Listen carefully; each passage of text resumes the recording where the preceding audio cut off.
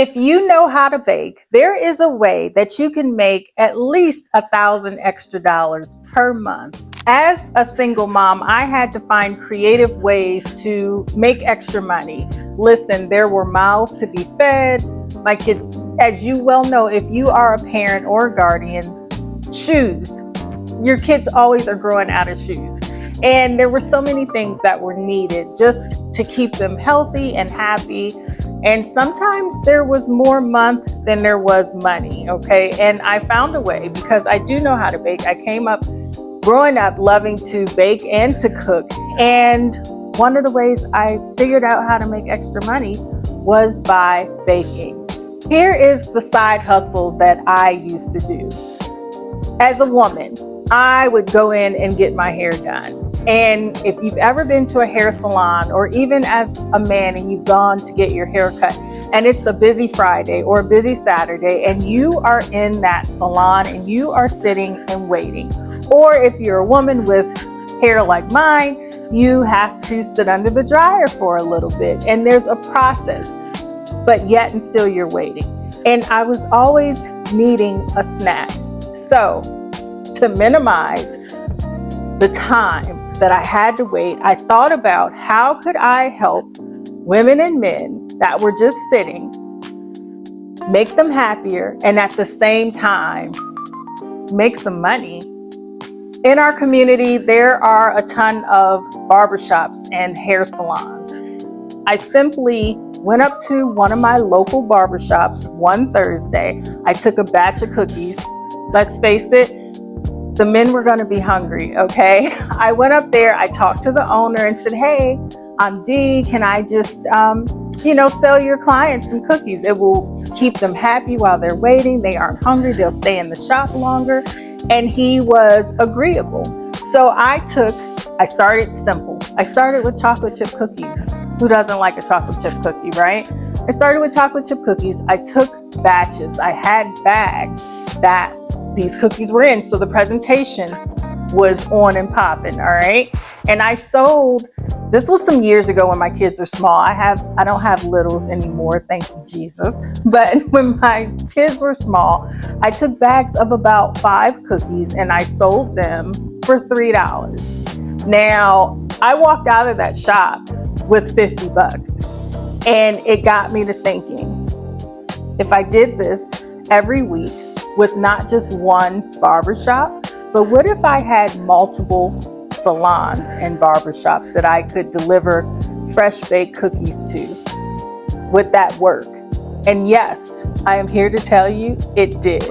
Now, once I figured out that it was lucrative to make these cookies, I developed a system. One, I wanted to compensate the salon owner or the barbershop owner that was allowing me to come in, right? So the same way that they had their booth rent that they charged, I paid them a booth rent. So I simply paid 20% of everything that was sold in the shop and collected it the following week. It was a system that worked. So on Tuesdays, I would prep cookie dough. I started expanding. I had oatmeal raisin, I had chocolate chip, I had snickerdoodles. Whatever cookies I found that were really popular, that is what I baked. I had about 10 hair salons and barbershops that I would go to and drop off. If Tuesday was my prep day, Wednesday was my baking day, Thursday was my delivery day. And I went around 4 p.m., right after my children got out of school around 3, got them situated at home, drove up to these shops, started delivering batches of cookies. And I would put them in a basket, make them look so pretty. And I had a little can that the barbershop owner or salon owner could keep. And those people were paying for cookies. I would pick up the basket and anything left over that next week on Thursday. So I was making 10 stops deliveries. And then the next week I would wash, rinse, and repeat. And I was making about $1,200 extra per month.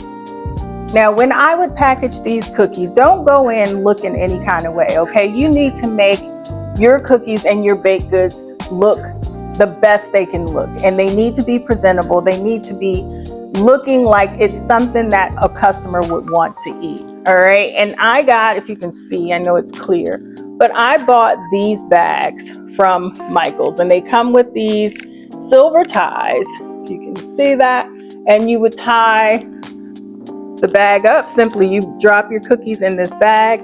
It allowed me to put the tie on the cookie, and then I had packages of little stickers that said homemade, right? And it was just a cute little personal touch. Then what I did was I would print out, because I was getting big time at this point, right?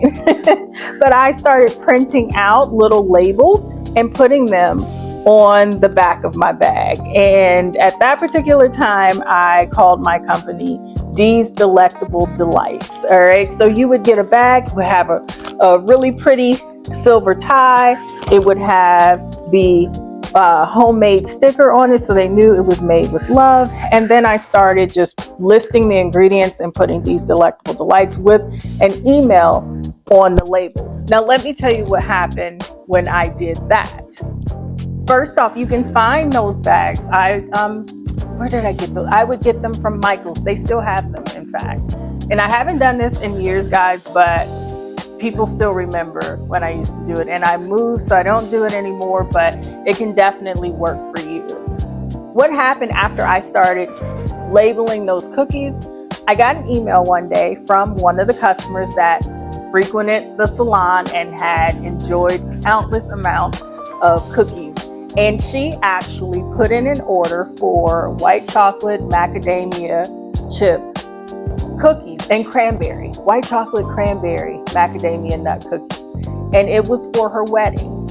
And she wanted me to make little tiny bite size, like $half size cookies. And we came up with the design, and I was able to make them small enough that they fit inside of a ring box.